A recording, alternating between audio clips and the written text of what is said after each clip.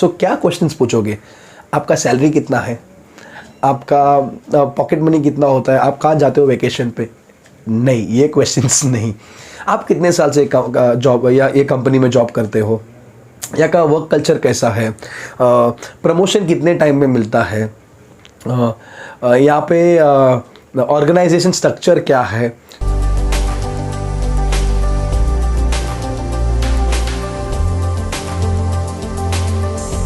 स्वागत है आपका मेरे चैनल में। मैं उम्मीद करता हूँ कि आपने फर्स्ट इसके पहले वाला जो भाग है आपने वो वीडियो देखा कि इंटरव्यू के पहले कुछ दिनों पहले कैसे प्रिपरेशन करना है, तैयारी करना है।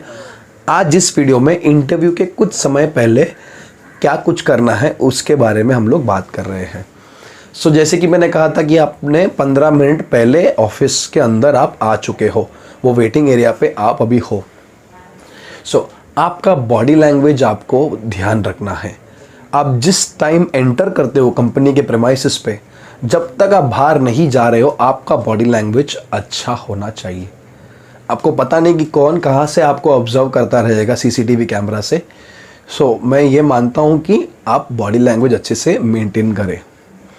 और सिक्योरिटी हो या फिर आपको कोई पानी लेकर दे रहा है, पानी पिला रहा है, या फिर आपसे कोई कुछ पूछ रहा है, सभी लोग के साथ आप अच्छे तरीके से व्यवहार करना चाहिए। सो किसी से भी रूड मत होना, हाश मत होना, गुस्से से बात मत करना, एकदम काम, हम्बल और पोलाइट होना है। सो बॉडी लैंग्वेज बहुत इंपॉर्टेंट है। सेकेंड चीज़, अगर कुछ टेंशन होता है, कोई च्युइंगम चबाने का आदत रखता है, सो वो अवॉइड करना, वो ज़रूरत नहीं है। यू नो, कभी कभी ऐसा होता है कि मुझे डर लग रहा है तो मैं थोड़ा टाइम पास हो रहा है तो मैं च्युइंगम खा लूँ। सो आपको वो फेंकने के लिए जगह नहीं मिल सकता है, कभी हो सकता है ना बिग कंपनीज में। सो प्लीज़ वो अवॉइड करना। थर्ड चीज़ ये है कि बहुत सिंपल बेसिक चीज़ है, सेल फ़ोन को स्विच ऑफ मोड में रखना। स्विच ऑफ कर देना बिफोर दे कॉल यू। आपको बुलाने से पहले आप आपका सेल फोन स्विच ऑफ करना, बिकॉज समटाइम्स हम भूल जाते हैं। अगर फ़ोन रिंग हो गया, वो वाइब्रेट मोड में भी क्यों ना हो, इंटरव्यू के टाइम वो थोड़ा डिस्टर्ब करता है। रिंग हो गया तो फिर गया, वो तो है ही, मतलब स्ट्रेस हो जाता है। बट वाइब्रेट भी होता है तो थोड़ा डिस्टर्ब्ड हो जाता है। नो, साइलेंट रूम होता है तो वो वाइब्रेशन का भी आवाज़ आ जाता है। सो वो अवॉइड करना। अब जब आपको बुलाया जाता है, आपका नाम बुलाया जाता है, मान लो मुझे अंदर बुलाया गया, माइकल प्लीज़ कम। सो मुझे बुलाया जाता है, सो मैं नॉक करता हूँ, हाफ खोल के, दरवाज़ा खोल के मैं पूछता हूँ, may I come in? वो कहते हैं कम इन, देन यू गो। फिर आप अंदर जाना है, आपको अंदर जाना है।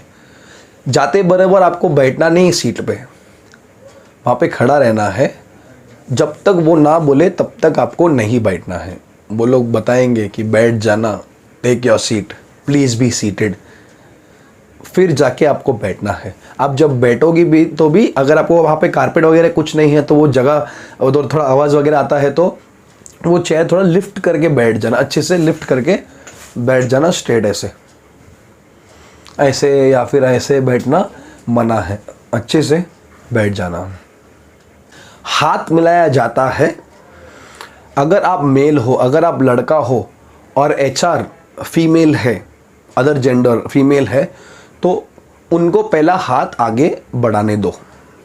सो कैसे भी हो, तो भले आप कैंडिडेट हो या फिर आप एचआर हो, गर्ल्स जो स्त्री होते हैं वो पहला हैंडशेक के लिए, हाथ मिलाने के लिए हाथ आगे बढ़ाएंगे।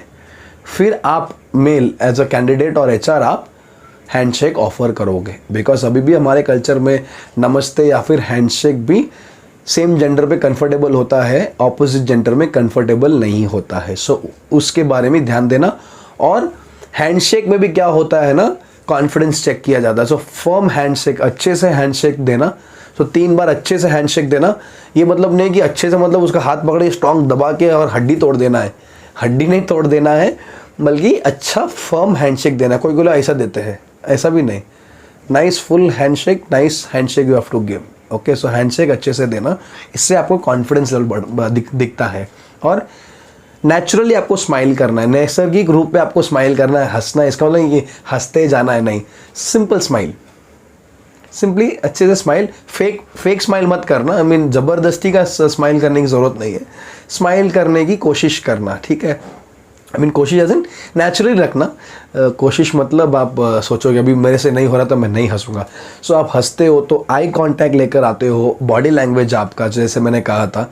सो ये सब अच्छे से ध्यान रखना।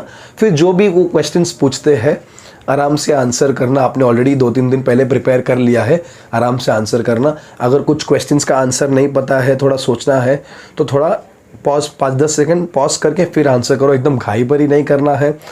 अगर एक आध क्वेश्चन के लिए आपको आंसर्स नहीं आता है तो आप अच्छे से बता देना मुझे आंसर्स नहीं आता है, सॉरी इसके बारे में थोड़ा मुझे याद नहीं है, इसके बारे में आंसर्स मुझे नहीं आ रहा है, सो मुझे नहीं पता है, इट्स फाइन। सो ऑनेस्टी भी चेक किया जाता है। सो इसका मतलब नहीं कि हर क्वेश्चन के लिए आप नहीं कर रहे हो और बता रहे हो कि मेरा ऑनेस्टी इतना ही है, ऐसे नहीं। एक आध क्वेश्चन, हम गूगल नहीं है ना सब आंसर्स हमें पता होना चाहिए करके।